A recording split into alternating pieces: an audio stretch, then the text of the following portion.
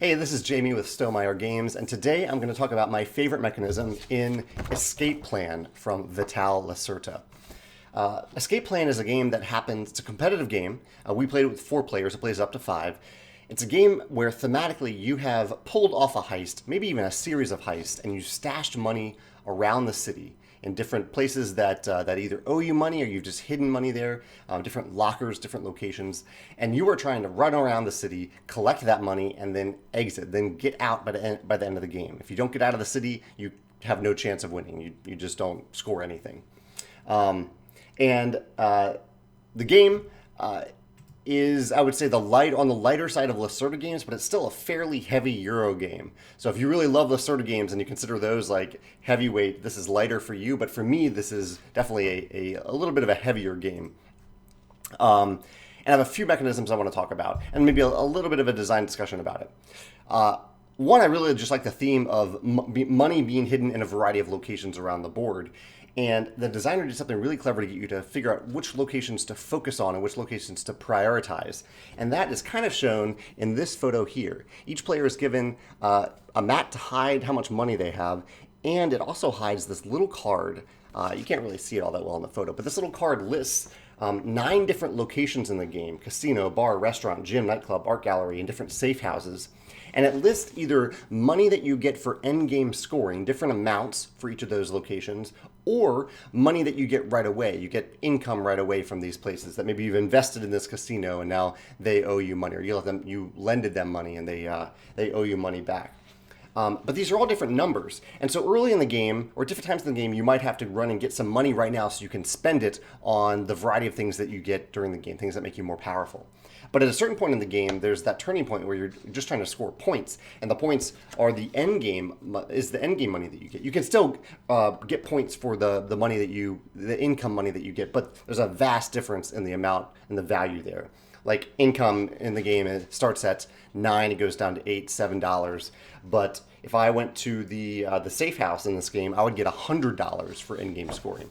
So I love the variability and the guidance the game gives you here, and it feels like you have a little secret from the other players as you run around and try to activate these different locations to get payment from them. I really, really like that.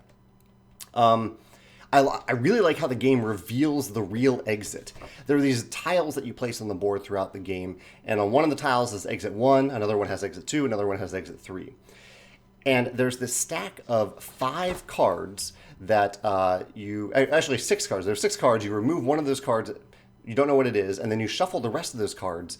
2 of them are numbered 1, 2 of them are numbered 2, 2 of them are numbered 3. And every round you reveal 2 of those cards. And you're basically gaining information as to what is the last remaining card.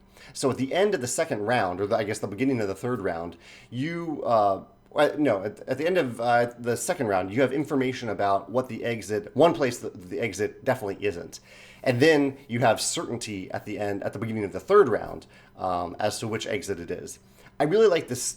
It's a very streamlined mechanism. 6 cards, remove 1, and then reveal a little bit of that information throughout the game without instantly giving you any certainty about what the final exit is. I thought that was really clever. Also, the other thing I wanted to mention is one complaint I've had about Vital Lacerta games, and a designer that I have a high amount of respect and admiration for, is his use of bonus actions, which is usually he gives you a big reference card, like in the Gallerist. You have this big reference card where you take your turn and then you have all these other options that you can do. And it's always felt pretty overwhelming to me to constantly reference that card and figure out what bonus actions I have access to. It's not built into the user interface of the game. However, in Escape Plan, it's brilliantly built into the user interface because all the bonus actions that you have are things that you acquire during the game and put on your player mat. I actually don't have a photo of the player mat here, but there are cards that you're acquiring, so people that are helping you out. There's special ability tiles. There are these little biker gang tiles. There's all these things that you are putting on your mat and choosing when you want to activate them. So instead of putting that information on a separate reference card, he built it organically and intuitively into the user interface, probably with the help of Ian O'Toole, who is the illustrator and graphic designer for his games now. And it made such a world of a difference for me as a player. Rather than constantly referencing this list of text, I was able to just look at my player mat, which is something that I was constantly looking at anyway throughout the game, to see which options I had to choose for activating special abilities when I really needed them. So I thought that was fantastic that he has evolved in that way as a designer. I really appreciate it as a gamer.